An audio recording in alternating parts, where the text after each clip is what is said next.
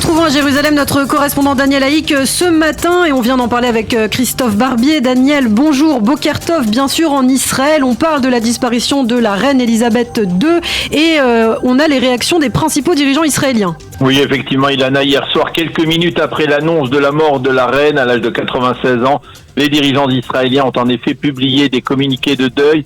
Le président de l'État, Yitzhak Herzog, a écrit « Sa Majesté la reine Elisabeth II était la reine par excellence ».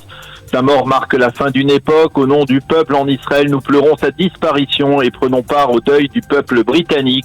La reine a vécu l'histoire, elle a fait l'histoire, elle laisse après elle un legs brillant rempli d'inspiration, a déclaré le président de l'État. Le Premier ministre Yair Lapid a déclaré dans son communiqué « Au nom du gouvernement israélien, au nom des citoyens d'Israël, nous présentons à la famille royale nos plus sincères condoléances pour la mort de la reine.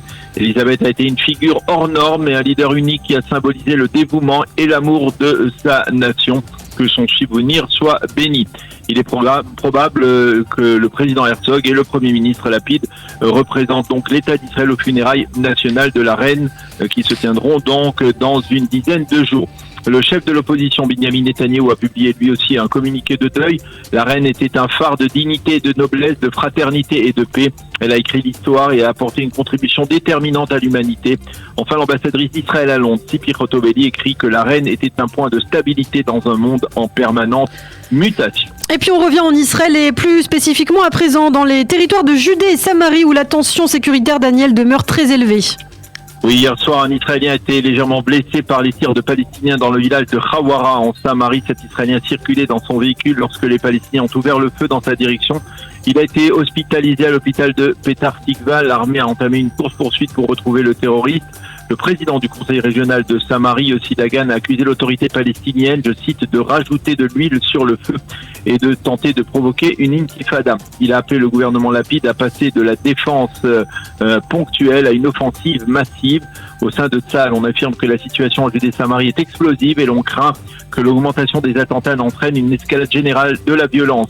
Le ministre de la Défense Benny Gantz a affirmé hier qu'Israël allait accentuer son action contre tout acte terroriste en Judée-Samarie, en particulier sur les axes routiers et sur la ligne de démarcation. Et puis il faut souligner que cet attentat s'ajoute à celui déjoué hier à Yafo grâce à la vigilance des forces de sécurité. Oui, je vous rappelle qu'un terroriste de Naplouse a été interpellé hier par les unités d'élite de la police alors qu'il se trouvait sur la place de l'horloge au cœur de Yafo, de Jaffa. Il portait un sac dans lequel les policiers ont découvert un fusil d'assaut artisanal et 2 engins explosifs.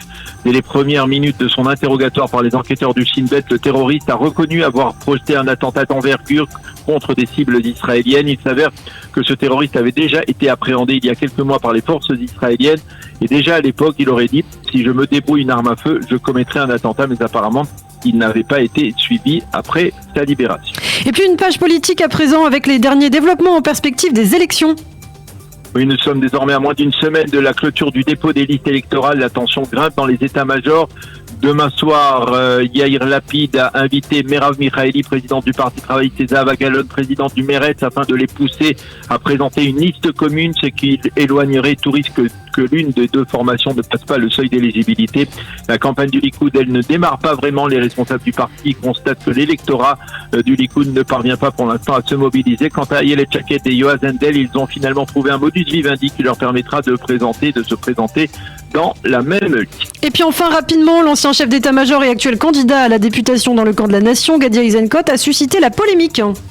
En effet, s'exprimant lors d'une réunion électorale dans le Nord, Gadi Eisenkot a affirmé que ceux qui aspiraient à l'annulation des lois sur le retrait du Gush Katif et du nord de la Samarie conduisaient selon lui l'État d'Israël vers une catastrophe. Pour moi, a-t-il déclaré, un État binational est un sérieux danger pour le projet sioniste. Fin de citation et fin de ce premier journal d'information.